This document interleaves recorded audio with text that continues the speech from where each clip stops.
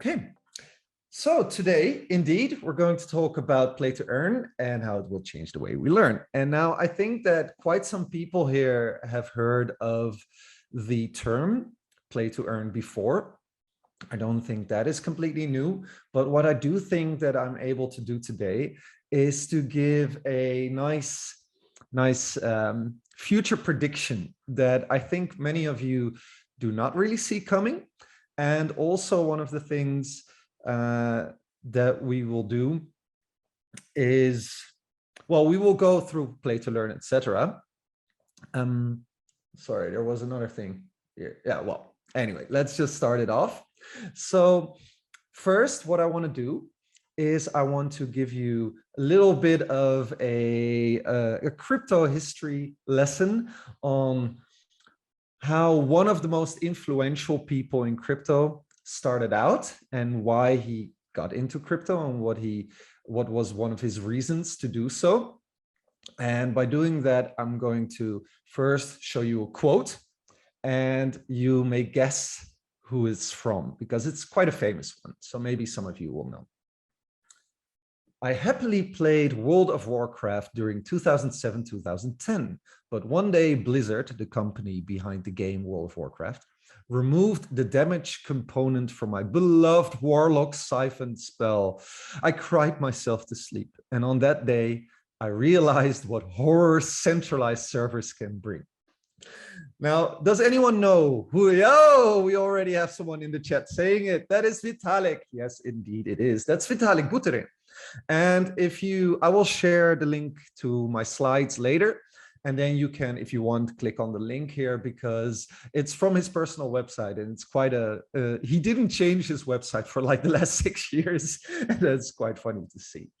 Now, of course, that is just one thing, but what are we going to talk about today? We're going to indeed, well, I just touched upon Vitalik's childhood. We will touch upon his subsequent invention.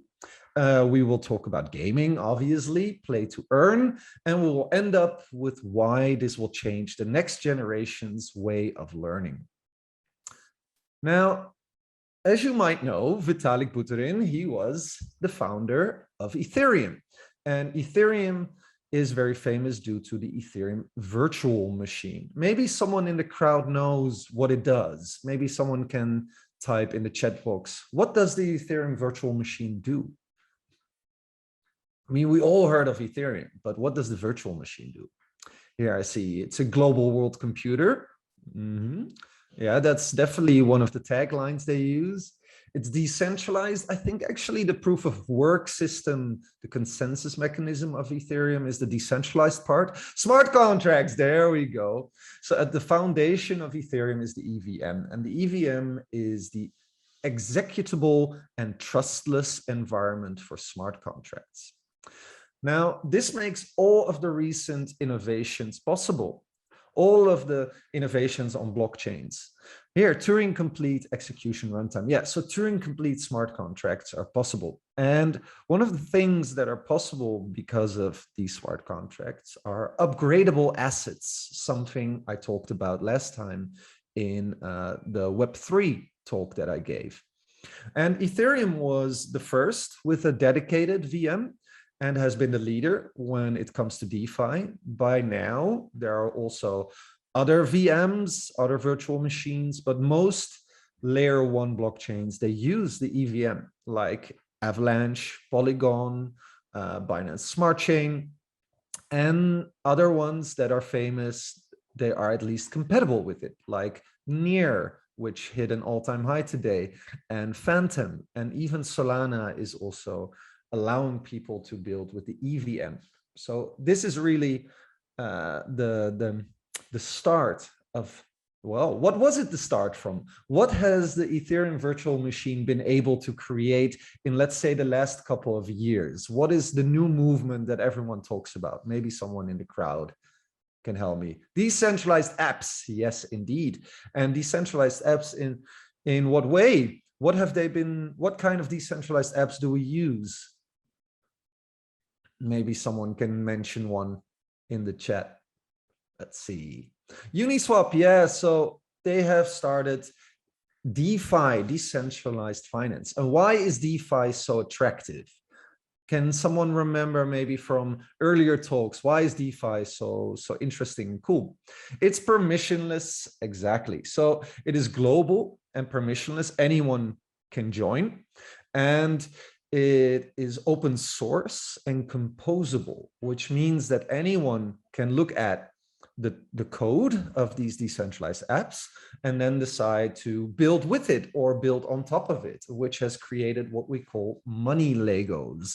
As you can see here, this is obviously just a little picture, but what you can see is on the bottom, you see MetaMask, which is a wallet plugin, and on top of it, you see perhaps here we have Compound, which is a lending platform, and we have here Cover, which is insurance. We have MakerDAO, which gives you decentralized stablecoins. So all of these are built on top of each other, and that's doable because it's open source, which really makes it easier to build together instead of having to go through like closed source and through patents, etc., and not being able to build easily. This is all freely and open. Now, these money Legos, they have created new, unheard of opportunities.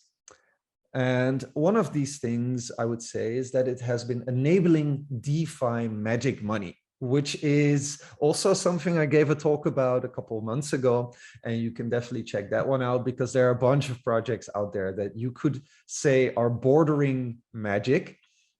And you can check all of these on the link that I just shared in the chat as well. It's my website, the toolbox, with like a lot of videos, tools, and links and guides, etc.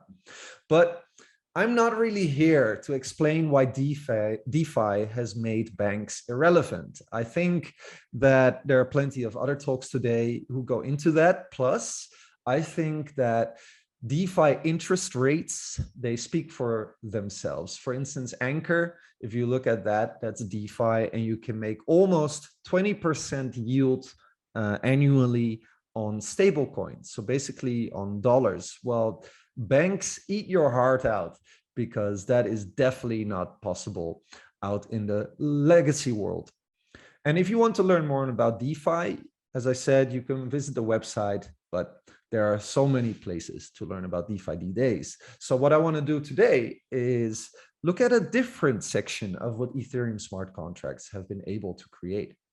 And that is with gaming. So gaming is easily one of the biggest growing sectors in the world. And right now, mobile gaming is at all-time highs.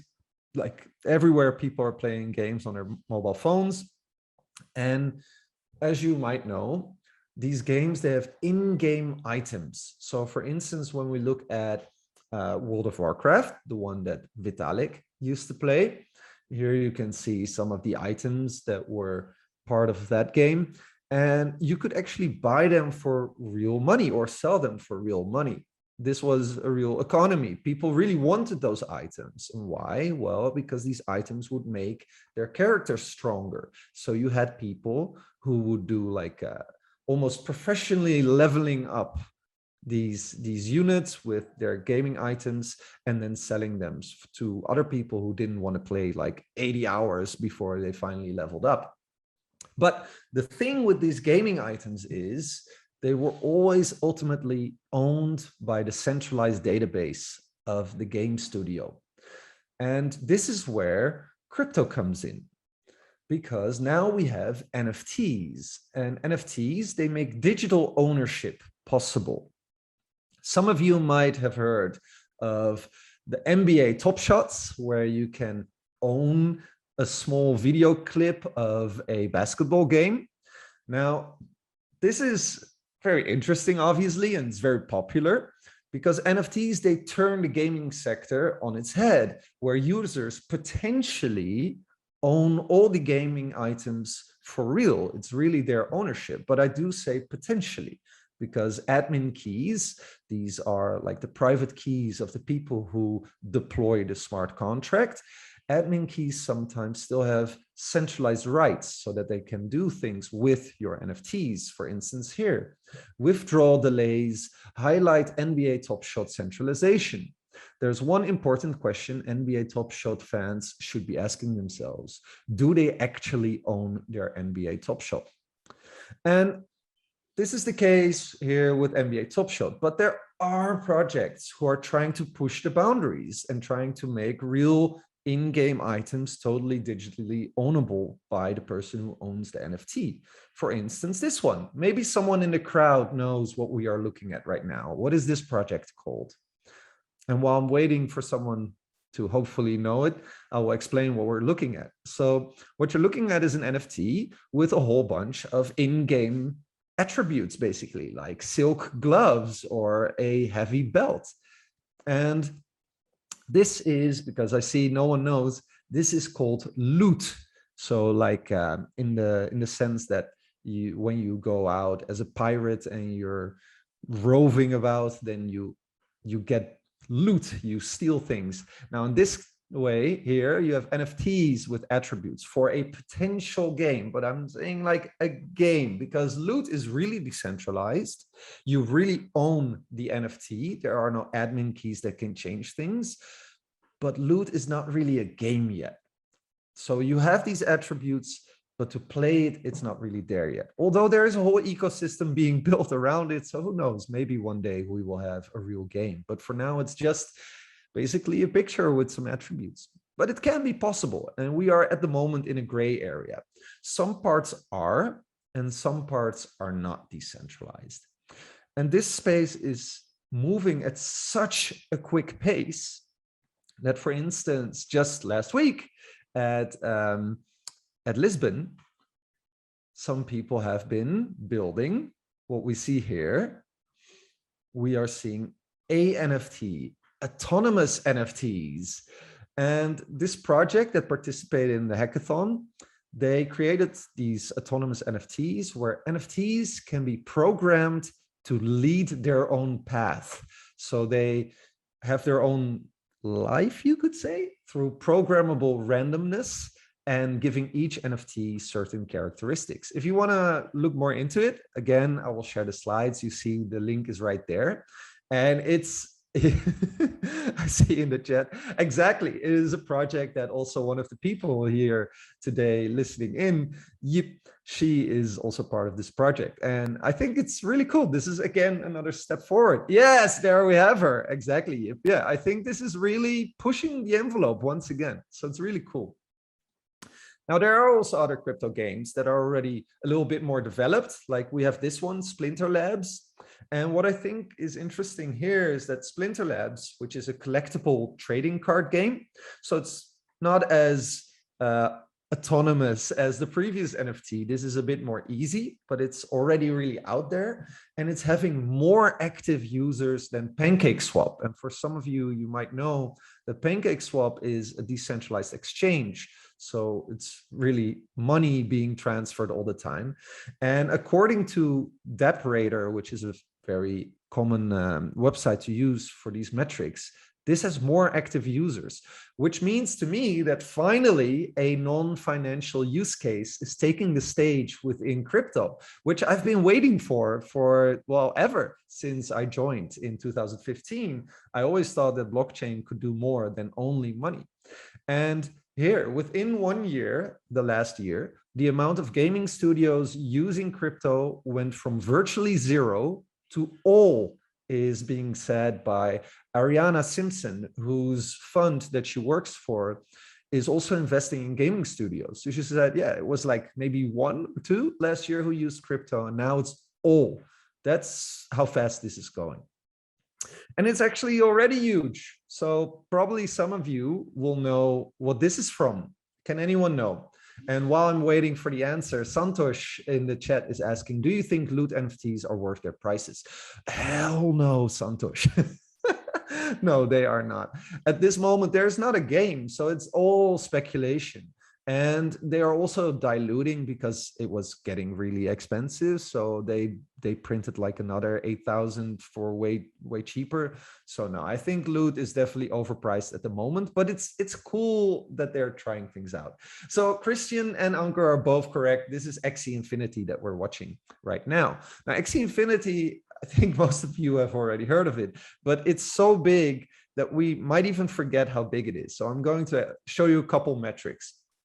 So number one of the metrics is that his fee revenue that's being generated by Axie Infinity is second to only the Ethereum blockchain, which means that people are really paying to use this. They're like, I don't care what the prices of the fees are, let me play this.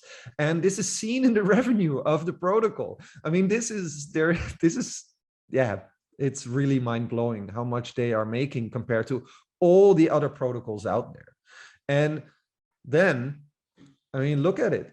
They are now, as a video game company, you could say, they're in the top 5, even with centralized and old like traditional video companies. They are in the top 5. And the company behind that like programmed the smart contracts, which is called Sky Mavis, they raised 152 million just recently with a nearly 3 billion valuation.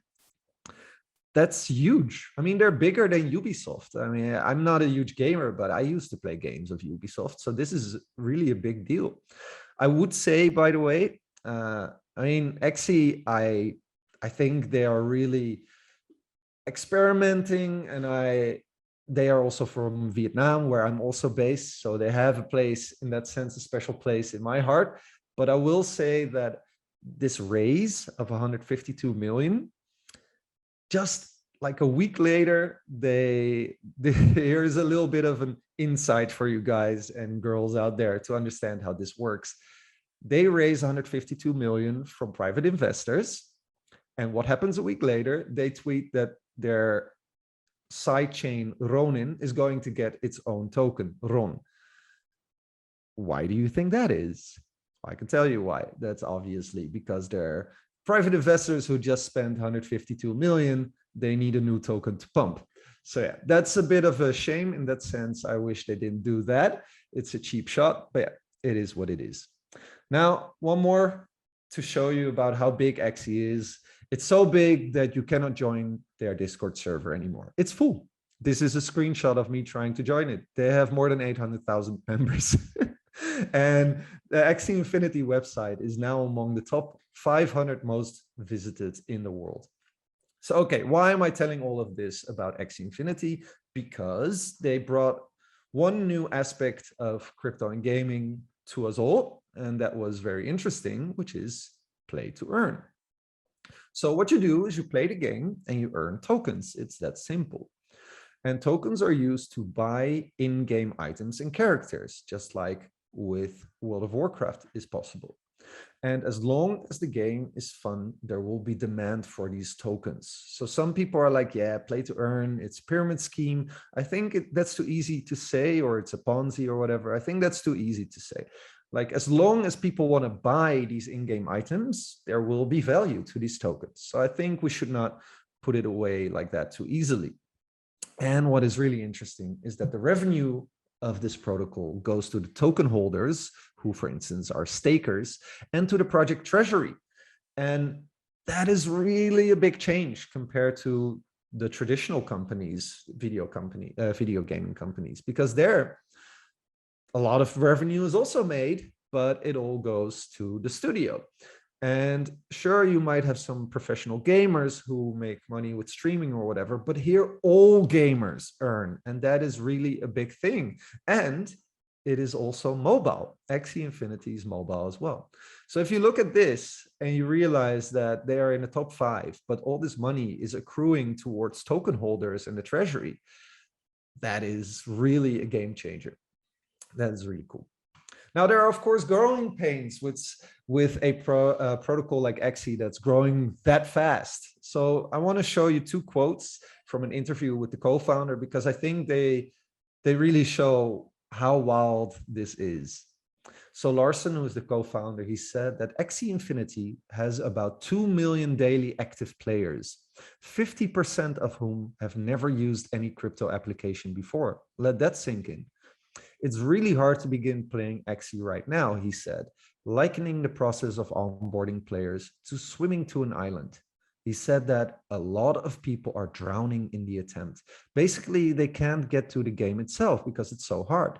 These people have never used crypto ever before. And I mean, the people here who are listening right now, they know that trying out crypto the first time, it's a steep learning curve. 50% of these 2 million active daily players, they never used crypto before. Not only that, but he added, I see our role in the space as educators, pointing out that his email inbox is full of people who've sent him help requests, including their private key. Please, people listening here, don't ever do that. Don't ever send your private key to anyone. Definitely not over email. Of the 500 support tickets the team receives a day, about 25% had never had a bank account. He said, that's the level of education that we have to deal with. So here we go. Gaming is really bringing in a whole new group of people into crypto and also into basically internet finance or just finance at all. Well, you get the point. So yeah, that is quite a lot. And okay, we have growing pains. Crypto is still difficult. That's all very true. But I would say that technology is always growing faster and faster and faster and faster. So this will change. Soon, blockchain will be easy to use. Soon, these games will be just like any other game. And what I really like is that in Xe, people are very creative when it comes to this kind of stuff. So right now, you have to buy in to become an Xe player. You have to buy these Xes. And the in-game, they look like Pokemon. Well, I'll show you in a second. Here, these are the Xes. You have to buy 3 of them to play the game, and then you earn tokens. Now, this is expensive at the moment. So what has happened? People who don't have a lot of money, they can get a scholarship. And other people who already played Xe and have tokens, they are sponsoring them in return for later revenue share. So this is really interesting that this is already happening. You have scholarships to start playing Axie Infinity. And it's not just anyone who's giving these out. I mean, you also have FTX, one of the biggest exchanges, is giving these scholarships as well. All right, now let's move on. So maybe some of you have heard of the concept of the 10,000 hours, that you have to do something 10,000 hours to really master the skill. Who plays games that much out there in the audience? Who plays games 10,000 hours? Let's see. What do you think? I see that one of our participants at least is not doing that. Yes. Anyone who plays games 10,000 hours? Kids. Yes, Carlos. Exactly. Kids do. I did when I was young here with Pokemon. I used to play that a lot when I was a kid. So I was making breakfast like a month ago, and I was thinking about all of this that I just mentioned to you, like NFTs, gaming, Xe being so big, etc., PlaytoEarn. And it suddenly hit me. Everyone has a phone now. And I see kids of 4 years old play video games on their parents' phones. And crypto gaming is really still in an early stage, but soon it will be a smooth experience. And all of these kids will be playing and earning. So that is the real game changer here. Game tokens that they will earn, they will put them in DeFi, which is already happening. You can enable X as collateral on Aave and use it as a money Lego. This is already happening. And then you have this money Legos where they play to earn. Then they can stake the token that they earned, AXS, for instance. And then the staked token, they can use it as collateral, which means they are earning yield on top of it. With that token, they can use that in DeFi to borrow and lend. Then they have yield aggregators to maximize this. And it's all going to be gamified, and it's global and permissionless. And these kids will have all of this at the tip of their fingers with their phones. And then compound this. So for some of you who don't know the power of compounding assets, well, it's very strong. So by the time of high school, these kids are independently rich. Yes. So what do self-made teenagers do? What do you guys think that self-made teenagers do? Well, Mary says kids are generally not corrupted, so they will be motivated to good, to help the planet, fix the world. Creative arts, there you go. Yeah, they will do all kinds of things. But what I don't think they will do is sit in school for 8 hours a day, learning mostly redundant stuff if you already earn plenty. So they will drop out, and the other kids that are still in school, they will be looking to their friends, and they're like, why are these kids outside just chilling and I'm still here? So they will also do this. So kids are going to drop out and do whole other stuff. So what can schools do? So schools, they will notice that most tech savvy children are gone, and schools need these students to keep their prestige. So what will they do? They will improvise, adapt, and overcome. And similar, like colleges giving athletes scholarships in the USA, like they want this prestige.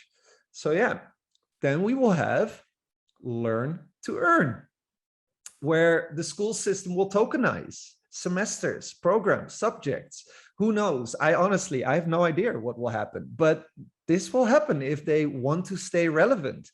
And maybe we will get DAOs. That could be, maybe. So here we go. My conclusion of all of this is that Ethereum and smart contracts, they enabled money Legos. Legacy gaming is centralized. Crypto gaming could give back ownership to the people. Play to earn will make kids rich. And the educational system will have to adapt. And when school DAO? That is the question. So yeah. Now it's time for like 3 minutes of Q&A. If you like this, then, well, you can look at my other videos in the Crypto Toolbox, or you can also check out all of the information that I gather at my wiki, which is the Do Your Own Research Crypto Wiki. So yeah, I can imagine that this is not really the same as like my talk last time with Web3, which was very motivational and ideological about Web3 going to change the world. This is more a thought process that I had around gaming and that I realized is probably going to happen. All right, that's it for now. Any questions?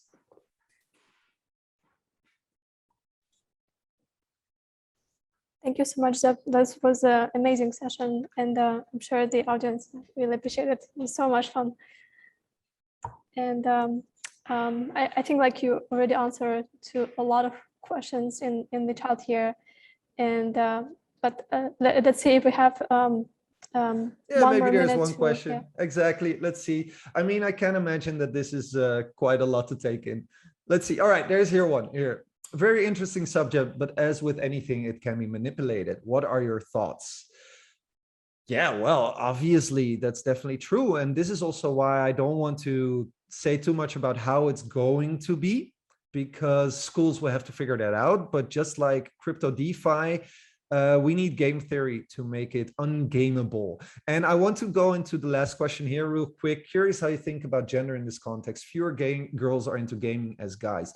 That is, I think, less and less the case, if I may dare to say so. Also, women are gaming, especially on mobile phones. It is really not that big of a change anymore. And I think especially when it comes to children playing games, I don't think this is that big of a deal. But yeah, you're right. I mean, there are certain groups that are more directed to certain areas. So this could also have something like that. Now, I don't want to steal any time of David Hoffman, who is our next speaker. So I will leave it at this. Let me stop sharing my screen. And yeah, I just hope that you all enjoyed this one.